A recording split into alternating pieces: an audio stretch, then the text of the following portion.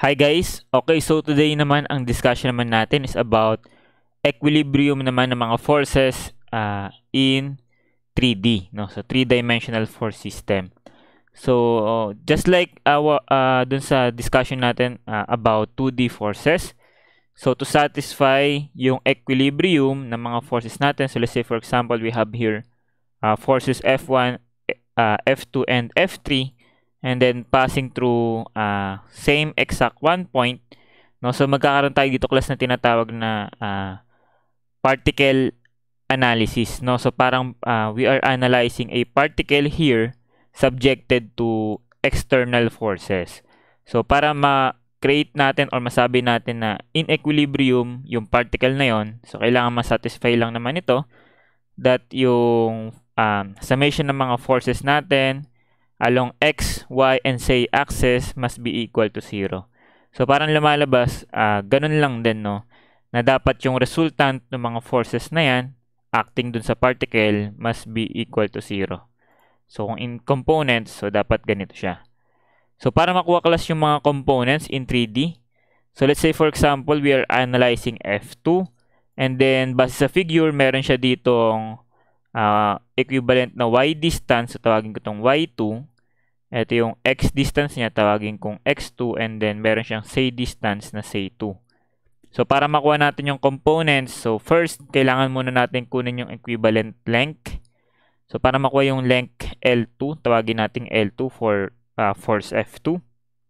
That is just equal sa Pythagorean nung 3 components, no? Yung x2 squared plus y2 squared and then plus z2 squared. So once we have our length L2, so para makuha natin yung components ng F2 about x, y, and z axis, so isa-isahin lang muna natin. So let's say for its component at the x axis, so tawagin natin F2 sub x. So that is just simply the magnitude ng F2 and then times the ratio ng x distance nito, which is x2, to its length L2.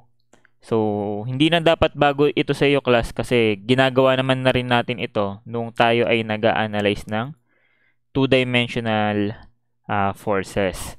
So, let's say for example, gusto natin kunin yung y component, F2y. So, that is just simply the magnitude F2 times the ratio ng y distance sa length neto. Okay, and then the same with the z component. Okay, so hindi na masyadong kita. Angat ko lang. Okay, so para sa F2 z component, so that is just the magnitude F2 and then times the ratio ng z distance sa length nito, L2. So the same with the other forces para makuha ang components. So ganun na lang din, no? Given that kaya mong kunin yung mga x, y, and z distances neto. Okay, and then satisfy this one. So this one is for the particle analysis, no? Yun nga, that yung forces natin para siyang concurrent, no? Passing through at exact same point yung particle natin. So there's another type ng ng force system natin, which is ang tawag naman dito is yung rigid body analysis. No, yung forces natin is not passing through at the same exact point na. So, and then at the same time we have here the presence nung ating mga couple moments, M1, let's say M1 and then M2. So parang nangyari, meron tayong ditong rigid body. And then yung body na yun is subjected to sets of external forces and couple moments. So dito, hindi rin naman masyadong bago ang magiging equation of equilibrium natin. So kailangan lang class, dapat yung resultant force natin must be equal to 0. Or para maging 0 in class, that the summation ng components neto at x and at y and at z must be equal to 0. Okay? At the same time, class, dapat yung resultant couple moment, no, nung lahat ng moment involved, including yung moment na i-create ng mga forces, must be equal to 0. So, by components, so component about x, y, and z, so dapat 0 sila. Okay, so yun lang naman yung kinaiba class kapag rigid body analysis tayo, no? So, 6 equations of equilibrium for 3-dimensional forces. Okay, so yun, para mas magets natin itong topic na to, I think i-apply na natin ito sa ating mga sample problem. Okay, so wait lang guys. Okay, so ayun, situation 24 tayo class. Sabi dito, a 900 kN load is supported by cables AB, AC, and AD. So, nasan yung mga cables na yon? Ito yung cable AB, ito yung cable AC, and then ito yung cable AD. So, ang given class is mga slope, no? So, first question is determine the tension developed in cable AB. Next is the tension developed in cable AC. Next is the tension developed in cable AD. So, yun class, 'di ba? Napag-usapan na natin na kapag ang pinag-uusapan is cable, no, yung kapasidad lang na ito na mag-resist ng force is yung mga tensile forces.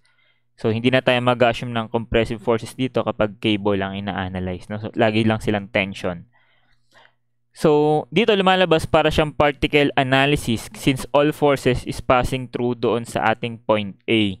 Okay, so therefore, ang kailangan lang nating masatisfy dito is yung 3 equations of equilibrium that the resultant force must be equal to 0.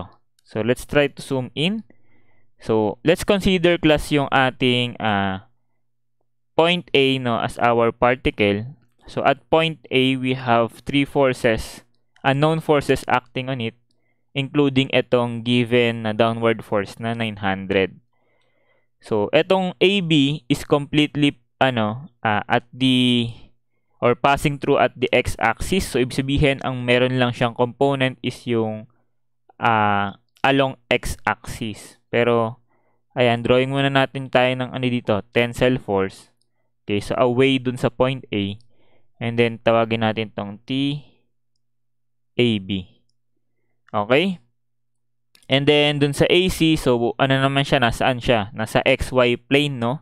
So, wala siyang Z component. So, ito naman yung ating tension AC. And then, ito namang tension sa sa AD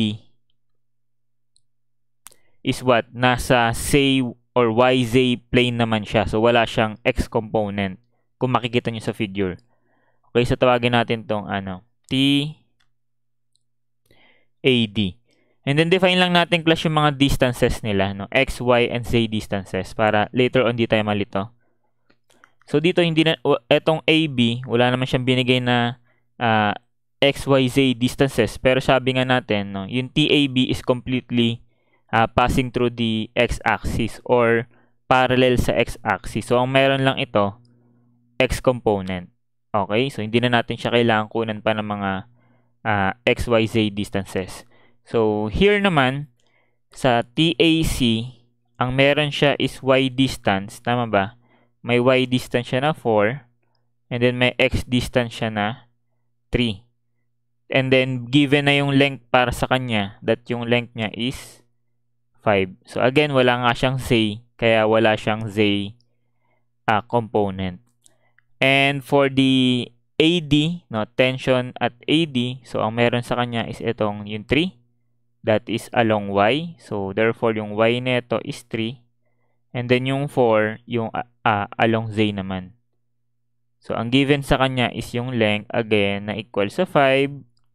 And then, wala siyang x component since walang binigay na x distance. Okay?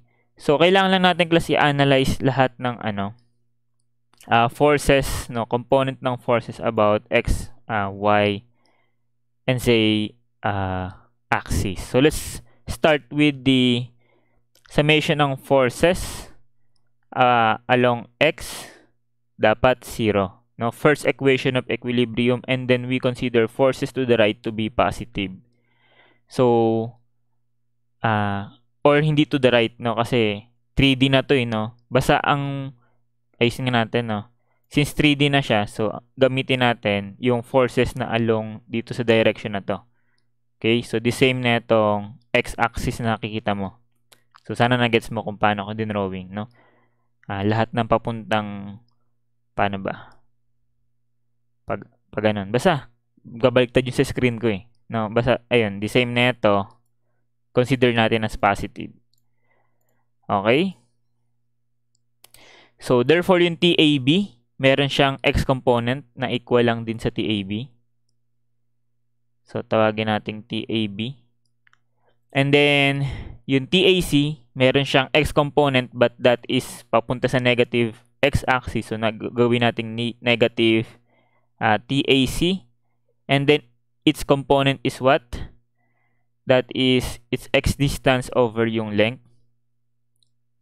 Okay? And then, yung TAD is walang x component. So, therefore, equals 0. So, take note, we have here 3 unknowns. So, dapat maka-generate tayo ng 3 equations. So, let's call this one as our equation 1. Okay? Next is summation naman tayo ng forces along y. So, dapat 0 siya. And then, let's consider forces papuntang sa right, no? Ito yung magiging right natin. Since yung y-axis natin, yun yung papuntang right, no, sa figure. So, consider natin forces to the right to be positive. Okay? So, therefore, yung TAB, walang y component. Yung TAC is meron. And then, its component is what? Its y distance, yung 4, over its length. Okay? While TAD, meron siyang y distance but that is towards a negative y-axis. So that is negative TAD and then times its y distance na 3 over its length na 5. So dapat 0 for equilibrium. So this one is our equation 2. And last equation of equilibrium is summation ng forces along say. So, dapat 0. So, in this case, yung say axis of vertical axis. So, consider natin yung upward forces, no, to be positive. So, upward positive. So, TAB, walang z component.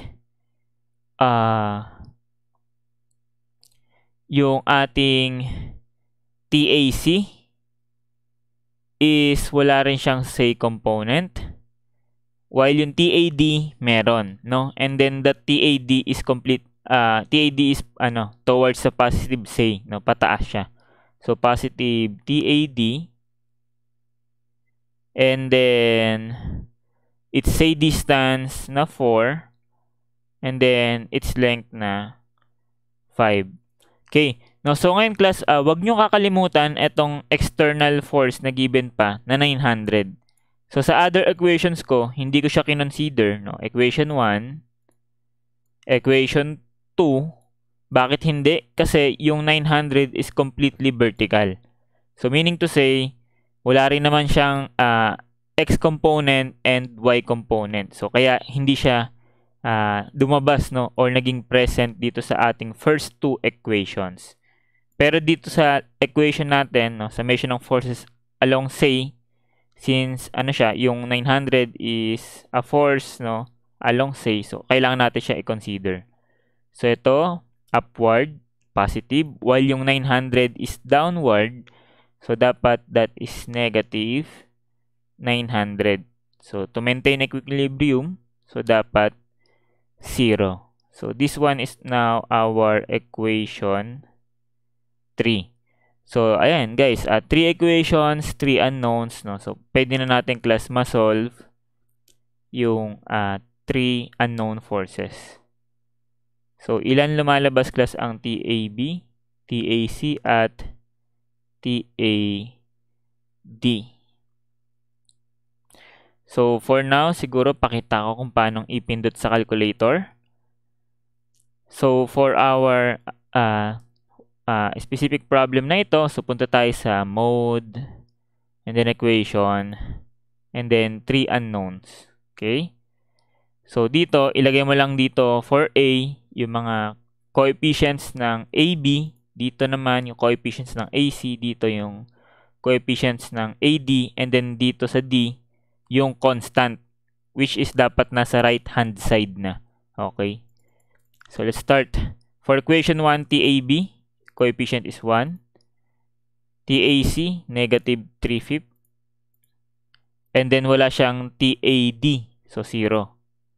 And then, yung constant, 0. Next, for equation 2, TAC, coefficient is 4/5.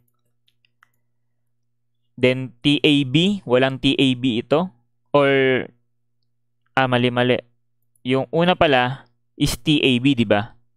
Kasi yun yung sunod-sunod eh. TAB, TAC, TAD. So, for equation 2, wala siyang TAB. So, ito pala yung 0. So, meron siyang TAC, that is 4/5. And then, meron siyang TAD, negative 3/5. And then, yung constant is 0 again. And then, for the last equation, wala siyang TAC or TAB, yung una. TAB, so 0. Wala siyang TAC, so 0 again. And then, meron siyang TAD na 4/5. And then, yung constant niya is etong 900, pero dapat nakatranspose dun sa right-hand side. So, kung negative 900 yan, magiging 900. Okay, so I hope that's clear. So, click natin ito. So, bibigyan tayo ng TAB. 506.25, which is nasa choices, I think. Next is 843.75. And then, lastly is 1125. So, all answers natin is positive. So, therefore, tama yung assumed direction natin. Okay po? So, lagay lang natin dito yon. Yung first value corresponds dun sa ano, di ba? TAB. So, 506.25. The next value is yung ano? 843.75. And then, last is 1125. And then, the units must be in newtons. Okay, so from the choices, ayan, tugma yung mga sagot natin dyan, mga hinahanap. So, therefore, class, ayun, kuha natin ang correct answer. Okay, so that's, simple lang naman, no? So long as marunong ka kumuha ng mga component sa lahat ng axis. Okay, so, ayun, next problem tayo, class. Okay, so, ayan, number 70 tayo. A tripod supports a load W as shown in the figure. Determine the maximum load W that can be supported by the tripod if each leg has a capacity of 15 kilonewtons. So, ang analysis natin dito, class, is the same pa rin, particle analysis. Para mangyayari, mag-a-analyze tayo ng particle dito sa point na to. Dito, sa point D. No? Hindi na natin kailangan yung supports na yan. So, pampagulo lang na yan. Okay, anyways, so dahil may load W, and then that is completely downward, so parang meron lang siyang say component, no, later on sa analysis. So, ngayon, kailangan analyze muna natin, no, on how will the members act, no, or will respond doon sa load W. So, kung yung load W natin is downward, so therefore, ang gagawing resistance ng mga members natin, syempre, bubuhatin nila yun, no. So, ang assume natin, class, that yung all forces along dun sa 3 members is, pataas, no. Considering yung, yung point D. So, parang mangyayari, dito, merong, force na tawagin natin, FAD. And then, dito, meron din. Tawagin natin tong FBD. And then, sa likod, meron pang isang member. Ito. So, sana na-imagine nyo pa yun. So, that is what? Our FCD. So, assume na lang natin class lahat sila pataas. No? Later on naman, malalaman naman natin kung may mali dyan kapag may nag-negative. No? Sabihin, mali lang yung direction. So, kaso class, ang nangyari dito, medyo critical siya since yung load W is walang given. At yun yung hinahanap. No? Tapos, wala ka pa rin ito mga forces. Pero may binigay dito na clue. That the capacity daw, no, ng isang leg ay equal sa 15 kilonewton. So, we have 3 legs, no, yung AD, BD, saka CD. So, may 3 legs tayo and then each leg na yan is may capacity na 15 kilonewton. Ngayon class, misconception dito is ang gagawin dyan yung FAD gagawing 15, yung FBT gagawing 15, yung FCD gagawing 15, and then mag-summation na lang ng forces vertical, makukuha na yung W. Class, mali iyon, no? Ang mangyari kasi dito class, hindi kasi symmetrical yung figure natin, no? Kung makikita mo class, hindi siya symmetrical na tripod. Kung symmetrical yan, so tama yun class na yung assumption na lahat sila 15 kilonewton yung mga forces nila. Kasi yun yung capacity nila eh. 'Di ba? Pero kapag unsymmetrical na tripod, so hindi magiging pare-parehas, no, yung mga forces being carried by the members.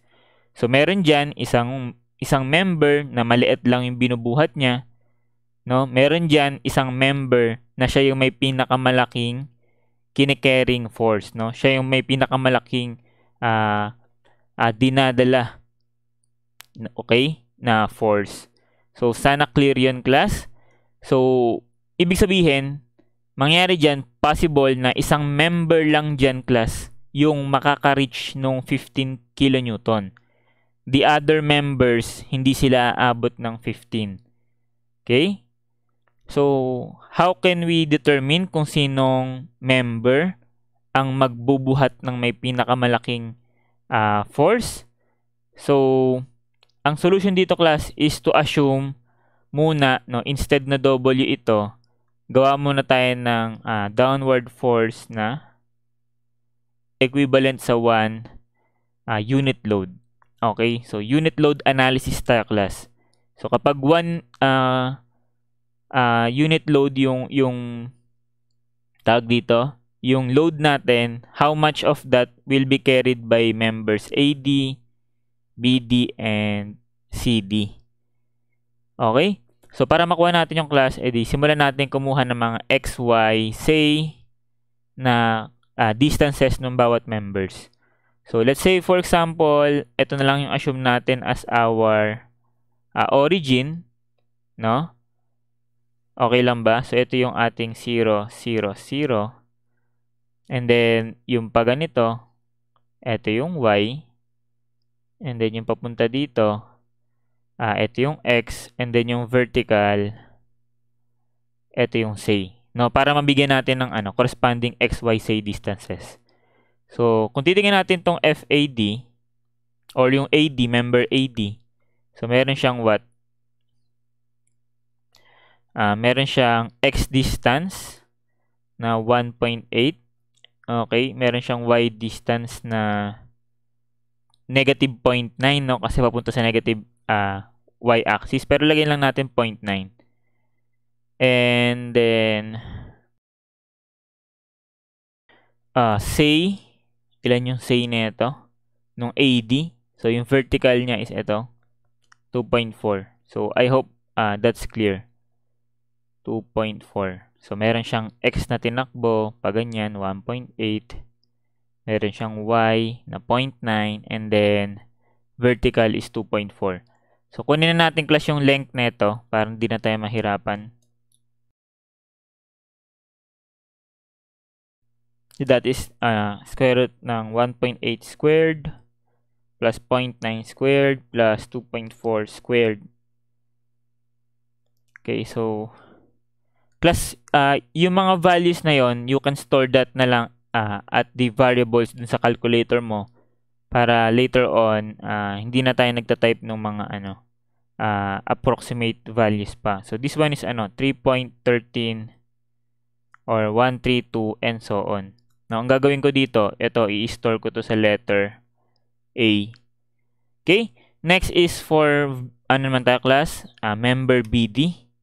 So, kung titingnan natin yung member BD, so wala siyang X distance, no? Kasi exactly nandoon siya sa Y-axis. And then, meron siyang Y distance, no? From the origin, tumakbo siya ng 1.8. And then, yung say distance niya is what? The same, 2.4. So, kaya natin kunin yung length na ito. Ilan yung length niyan? And then, store na lang natin sa B. So, that is 0 squared, 1.8 squared, 2.4 squared. So, that is 3. No? So, kahit simple lang yan, store na lang natin yan sa B. And, try to look at the member CD sa likod. Okay, so for CD, tumakbo siya ng X na what? Ayan 1.8. So, may X siya na 1.8. May Y rin siya na what? Ito pa rin yung Y niya, 0.9. And then, meron siyang say na, the same na 2.4. So, ibig sabihin, ang makukuha rin nating length dyan is yung 3.132 and so on. So, store na lang natin ito sa letter C. Okay, so unit load analysis ta class. Ayan, let's try to solve first yung summation ng forces along X for equilibrium dapat 0. So consider natin yung forces towards the positive x-axis to be positive. So in that case, ganito yung positive x-axis natin. And then consider natin yun as positive. Now, tignan mo yung direction ng mga forces. So yung FAD, parang yung x component niya papunta dun sa negative x. Tama? Kailangan lang dito ng imagination. So ito papunta sa negative x. Etong FBD, wala nga siyang x component, diba? So 0 na siya automatic. Etong FCD sa likod, medyo makikita mo that yung component niya along x is papunta sa positive x-axis. Okay, so sana na-imagine nyo yung direction. So ibig sabihin, dapat for AD, magiging negative FAD, since napunta ka siya sa negative x-axis, and then times its x distance na 1.8 over its length na ilalagay ko na lang yung nasa A. Okay lang ba? And then yung sa CD, so papuntang positive, so FCD and then times its x distance na 1.8 over its length na nakastore sa letter C. And then yung load natin na 1 unit load is vertical naman siya. So wala siyang x component. So hindi natin siya sasama dito. So this one must be equal to 0. So ito yung ating magiging equation 1. Okay? So next is summation naman ng forces along y. So dapat 0. So consider natin towards sa positive y to be positive. So in that case, pag ganito yung positive y, no? So consider natin this one to be positive. So yung FAD, meron niyang y component kasi meron siyang y distance. So kung makikita mo yung FAD, parang kung i-imaginein mo yung kanyang y component, so parang pag ganun siya, no? Towards siya sa positive y. Yung FBD, pag ganito. So, papuntang negative y. So, negative siya. And then, yung CD, pag ganun rin yun, no? Papunta rin siya sa positive y. So, positive AD, negative BD, and then, positive CD. Okay. So, ayun. Sulat natin isa-isa. So, FAD, positive, and then, its y component is 0.9 over its length. And then yung BD, so pupuntang negative. So negative BD. And then its y component is 1.8 over its length, nasa B. And then plus yung FCD, its y component is 0.9 over its length na nasa C. And then again, yung 1 unit load, so wala siyang y component. So this one must be equal to 0 na. And then this one is our equation 2. Okay? And then next is punta na tayo sa summation naman ng vertical forces or along say. Dapat 0. So consider natin upward forces to be positive. So yung FAD, FBD, saka FCD, lahat sila upward. So positive sila. While yung unit load natin is downward. So siya yung negative. So FAD, okay, times its vertical component or say component na 2.4 over its length nasa A. And then plus FBD, its vertical distance is 2.4 divided by its length nasa B, and then plus FCD,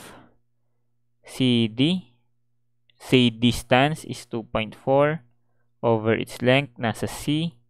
So kita pa ba? Kita pa naman. And then yung unit load negative 1 since downward, and then equal to 0. So this one now is our equation 3. So hindi na siya kita. Ayan, no? So again, 3 equations, 3 unknowns, no? Makukuha natin yung equivalent force carried ng bawat members natin if ang load natin is 1 unit load, no? Kapag 1. So try nating input sa calculator yan, guys. So kayo na lang kasi nagpakita na ako kanina. So make sure lang nakastore yan sa A, B, and C. And then punta tayo sa mode 5, 2 for 3 equations, 3 unknowns. Okay, so sige po, paki-input na lang, guys.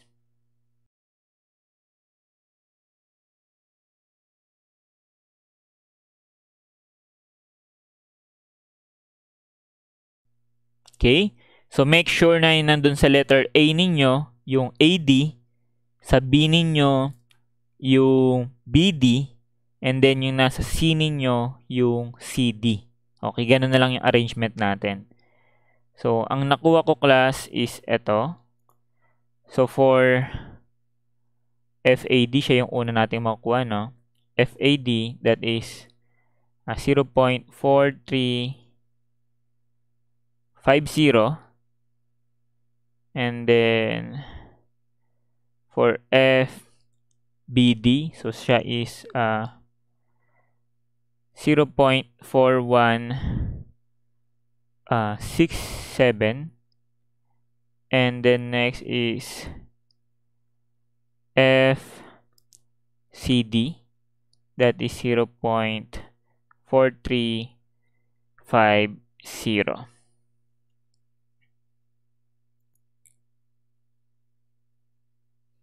Okay, so that is for a unit load analysis. So, ang mangyari dito, class, kung papalitin natin no, yung unit load na 1 ng W, ang mangyari lang dito, class, is that magta-times lang ito by W. So, mangyari, ito, magiging 0.4350 ng W, ito, 0.4167 ng W, yung i-carry niya, ito, 0.4350 ng W, yung i-carry niya.